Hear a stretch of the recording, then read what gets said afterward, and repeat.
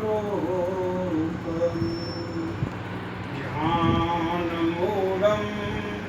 गुरोर्मूर्ति मोक्षमूलं गुरुकृपा अखण्डमण्डलाकारं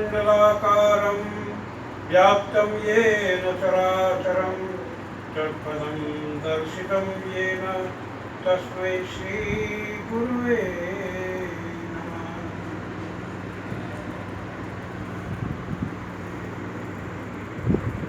भक्त और भगवान का, जीव और ईश्वर का मिलन ही यदि योग है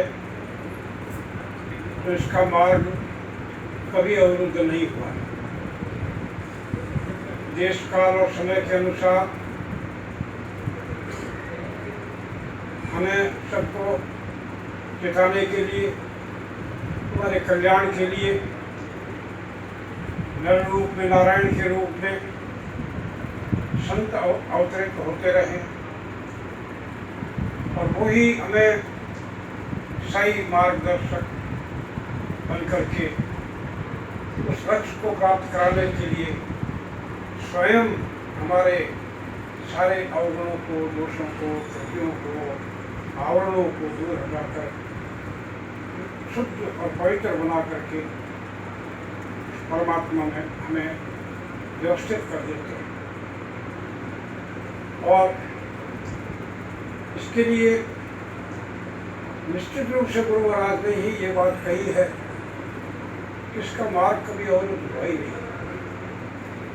और समय समय पर इसको चेताने के लिए संत आए। हमारे श्यामाश्रम सत्संग के प्रवर्तक ब्रह्मजी समर्थ गुरु डॉक्टर श्री चतुर्भुज साहिब जी भी समय की पुकार के अनुसार उन्होंने यह हमें इशारा दिया था कि उस अपने लक्ष्य को, परमात्मा को प्राप्त करने के लिए हम अपनी मेहनत से कुछ नहीं कर सकते, लेकिन भेद की बात इतनी है किसी संत का सहारा लेकर। इसी बात को आगे बढ़ाते हुए उन्हीं के प्रतिरूप परम भागवत परम पूज्य पंडित जी महाराज ने भी यही उद्घोष किया कि संत की वाणी, संत का दर्शन, संत का संग ही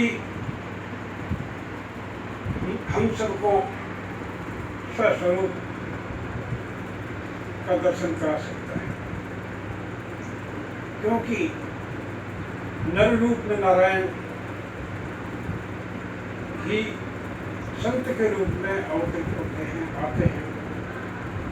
यदा कदा भगवान स्वयं प्रकट होते हैं, लेकिन वो जनता का कल्याण करने के लिए, और वो भगवान का जो अवतार होता है वो दुष्टों का विनाश भी करता है और सही मार्गदर्शन भी करता है, बड़े बड़े भक्तों की रक्षा करता है। लेकिन संत आते हैं, वो प्रेम के अवतार रूप में आते हैं, वो संहार करने के लिए नहीं आते, वो सही मार्गदर्शन करने के लिए आते हैं। निज सहज स्वरूप का वो दर्शन करा देते हैं। भगवान श्री राम ने यही कहा, मम दर्शन फल परम अनूपा, जीव पाए निज सहज स्वरूपा।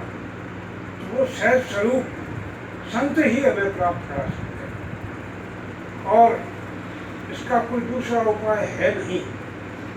इसके लिए मनुष्य को भी मनुष्य के रूप में अवतरित होकर के वो संत हैं, वो ही हमें मार्ग दिखाते हैं और सही मार्ग दिखा करके और देश काल और समय के अनुसार साधन बतलाते हैं। और उस साधन के अनुसार अगर हम उनकी आज्ञा का पालन करें, उनकी शरण में हो जाएं और उनके प्रति पूर्ण श्रद्धा और विश्वास ले आएं, तो निश्चित रूप से उस सहज स्वरूप का दर्शन हमें प्राप्त हो सकता है और हम भी उनकी स्थिति को प्राप्त कर सकते हैं। जैसे उदाहरण देते थे परम भागवत कि शेरों का बच्चा एक दिन भेड़ों के झुंड के अंदर में आ गया, छोटा सा था और भेड़ों के साथ में ही विचरण करने लगा और उन्हीं की तरह से नस्ल नीति की हुए और उन्हीं के साथ में हो लिया। एक दिन संयोग से तालाब के किनारे एक शेर आया और उसने दहाड़ लगाई और उसकी नज़र उधर की तरफ गई कि यह मेरे ही वंश का उन भेड़ों के अंदर में भेड़ की तरह से जीवन यापन कर रहा है।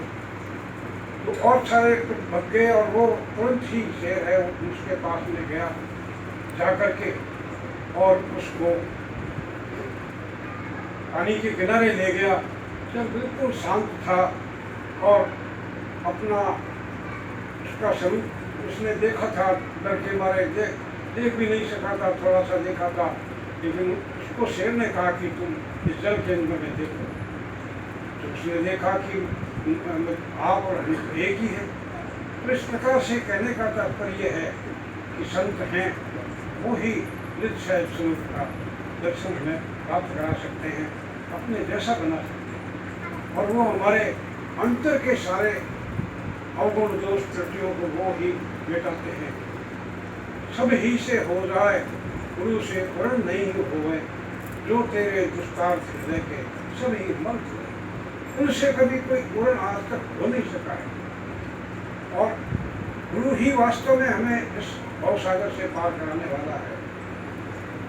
बिन गुरु भवन की करे न कोई, जे विरंची शंकर संभवी।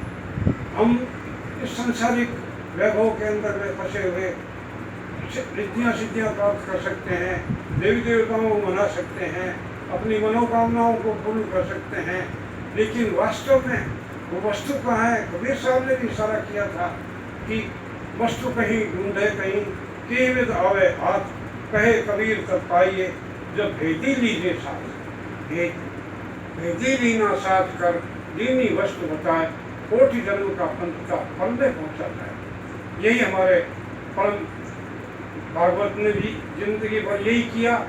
वो भेद की बात बताई उन्होंने। गुरु महाराज ने जो आंतरिक ध्यान की क्रियात्मक पद्धति की साधना के माध्यम से जो हमें इस मार्ग में लगाया, तो वास्तव में वो हम उस संसारिक विचारों से उन्होंने हम सबको हटा करके स्वस्वरूप की तरफ वो किए। तो आज हम सब बड़भागी हैं कि महान समय के सदगुरु के स्थान पर यहाँ पर हम बैठे हुए हैं। उनकी चरणी यहाँ आए, वो स्वयं हमको प्रेम रूप में अवतरित होकर के हम सबके अंदर में प्रेम ही वितरित करते रहे और प्रेम ही बांटते रहे। और उनके पास में पहुँचने पर वास्तव में सही बात यही है कि उनके यहाँ लिखा हुआ था, डोंट वरी बी हैप्पी। वास्तव में संत के स्थान पर पहुँच करके अगर कोई चिंतित रहता है, दुखी रहता है या अपना संकल्प विकल्प करता रहता है, तो वो अच्छा नहीं है।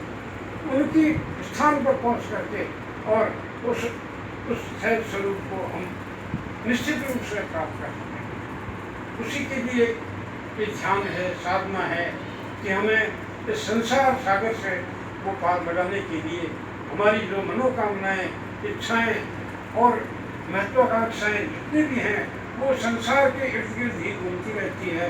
हम हमेशा बस इसी चक्कर के अंदर में आगे नहीं बढ़ सके। गुरु महाराज ने जो सही मार्गदर्शन दिया है, वो आंतरिक ध्यान की क्रियात्मक पद्धति की साधना, जो कि वास्तव में परमात्मा से और अपने निज स्वरूप से को व्यवस्थित करता है और दर्शन कराता है। उसी की साधना उन्होंने सर्वत्र फैलाई। परम भागवत परम पूज्य बंदर जी महाराज ने उसको और आगे बढ़ाया और आज भी समय के महान संत हैं, वो उसी शक्ति के सहारे सर्वत्र उस आध्यात्मिक ज्ञान का वो प्रचार प्रसार कर रहे हैं और वो लोगों को सही मार्गदर्शन दे करके और उस स्थिति में पहुंचाने के लिए कि संसार हमें संसार छोड़ने के लिए नहीं कहा, बल्कि अपने कर्तव्यों का सही पालन करो, कर्तव्य ही धर्म है ये कहा। अधिक समय तुम संसार के कार्यों में लगाओ, थोड़ा समय इधर के लिए दो, लेकिन उतने समय के लिए संसार को भूलो। नित्य प्रति प्रातःकाल और सायंकाल बस उन्होंने थोड़ा सा समय ही मांगा कि बैठ करके बस उपासना की साधना कर दिया। सन्मुख होए जीव मोय जन ही जन्म कोटि नाशों कर। हम उनकी उस प्रैक्टिकल क्रिया से जुड़े, उनके सन्मुख हों, उनको धारण करके बैठें और उसी में हमारा सबका कल्याण है। उस वक्त संसार की कोई बात नहीं पूछे, केवल बस अपने आप को उनके हवाले कर दें। बस यही है, शरणागत हो जाएं और उनके प्रति पूर्ण श्रद्धा और विश्वास रखें और इसी में हमारा सबका कल्याण है। उसी की साधना हम सब जो गुरु महाराज ने बताई है,